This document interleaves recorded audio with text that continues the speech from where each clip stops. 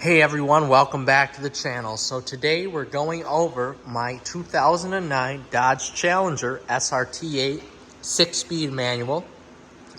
And today I'm going to cross over the 1,000 mile mark of ownership with this Dodge Challenger. I have driven this car very sparingly, and as you can tell by the quality of the brilliant black metallic paint, the vehicle has held up extraordinarily well.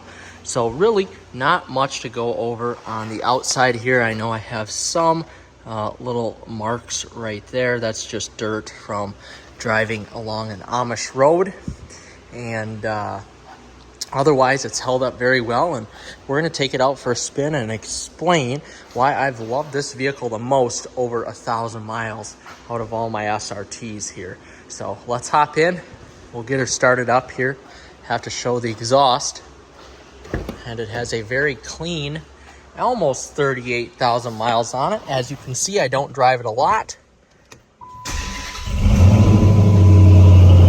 It's got a very nice rumble out of the exhaust here. Woo!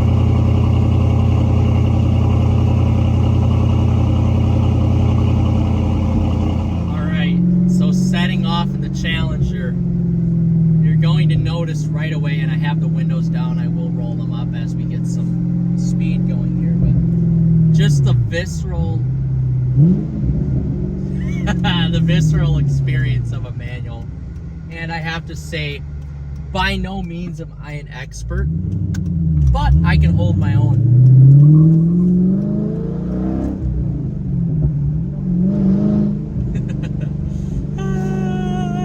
Too much fun driving a manual. And then this cracks and popples too, which is awesome. Crackles and pops, excuse me. Oh goodness gracious, it's just such a fun car to have. And over my 1,000 miles of ownership, and I should note that about 150 miles of that was driving back home, it's been flawless. It's been flawless. And now here,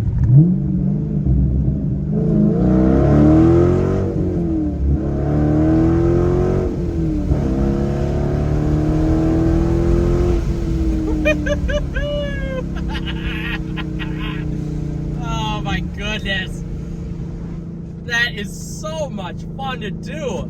So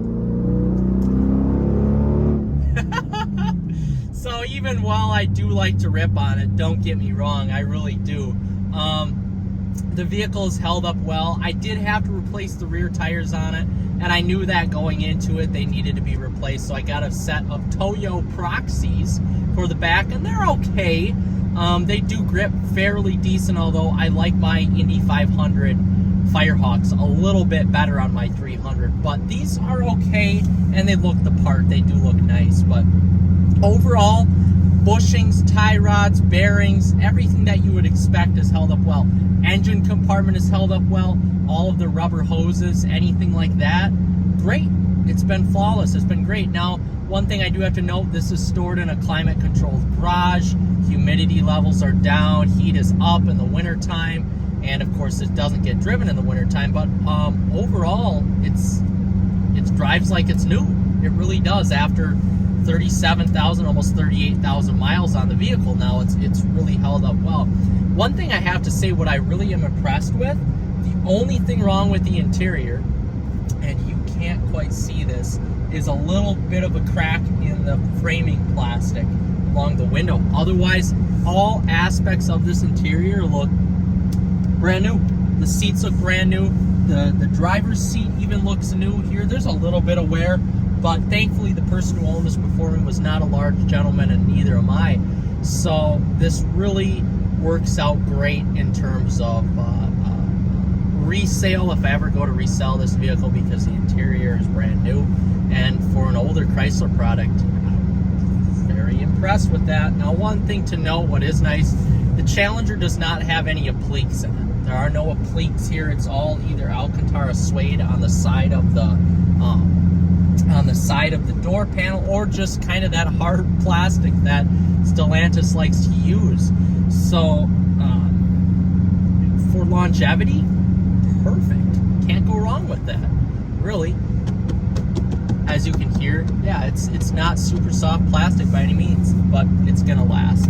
So the transmission is nice. The throws are a little long to me. I think that's just the Tremec 6060 manual anyway. Otherwise, it's nice. You know, the transmission box isn't slushy at all. You can downshift nice.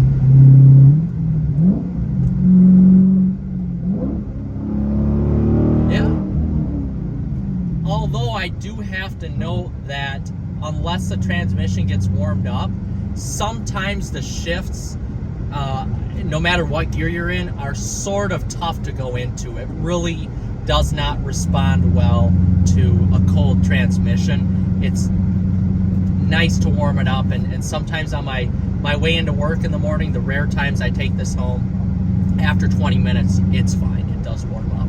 But otherwise, everything is good about it. There's not much play in the transmission right now, and all the electronics work on the vehicle. The radio is great. The kicker system is very nice. I do have to say I like this system in here very, very much. It's almost better than that Harman Kardon system in today's vehicles from Chrysler.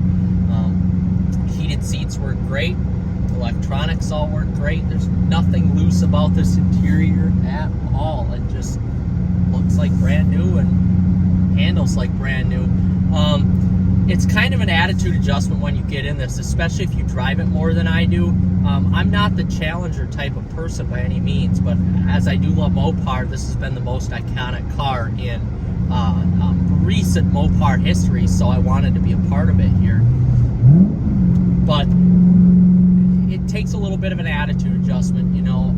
It's definitely, even though the 300 and the Charger are on the same platform, it's not as sturdy as those vehicles because a lot more weight is in the front than in the rear. So that's one thing that you have to, you know, be mindful of, is that this doesn't have the best, it has the best ride out there, but it doesn't have the best suspension characteristics, and the steering is pretty devoid of any feedback, but it is sharp.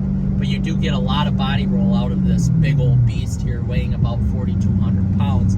So that's just one thing to note. Also, the exhaust fits this perfect. I believe this is an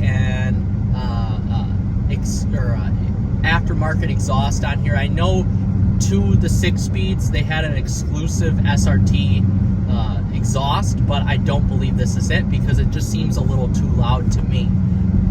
For the time period, but it definitely fits the personality of the vehicle just great. I have to say, I love it, and I love driving this vehicle. The seating position is great. You're sitting in the vehicle, you're not sitting on it. It hugs me really nice. I'm about 5'8", 150 pounds. Hugs me great. Side bolstering and seat bolstering work perfect on this beast of a vehicle. And I have to say I'm in love with it here. So let's get into the final thoughts and wrap up this 1,000 mile review.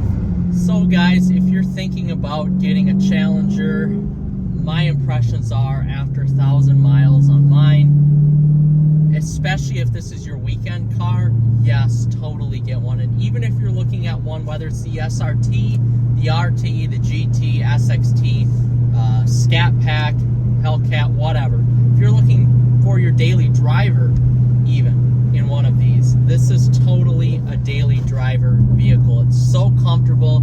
It's pretty big. Yes, it is, I have to admit. But at the end of the day, you could fit 4 adults in this thing very comfortable, 2 in the back easy, and you have a monstrosity of a trunk to fit golf clubs, whatever, packages, suitcases, whatever you want in here. This really is kind of this perfect sports coupe when you think about it, or muscle coupe, just with the space and everything. So my 1,000 miles have been flawless on this vehicle, besides having to buy tires, which it is what it is. You buy a burnout machine to buy tires anyway. So as far as the creature comforts go in this 09, yeah, it has everything that I need. Now, if this was my main vehicle, I would of course buy a newer one just to get adaptive cruise and stuff like that. Just newer, you know, Uconnect system, whatever. But as a weekend car, or a car I drive once a week and really keep the miles down this car is beautiful. Beautiful and perfect for me. So, with that being said, guys, after 1,000 miles, I am very happy. I know you guys will be too. And like and subscribe, and we'll see you in the next video. Mopar content and all. All right, guys, take care.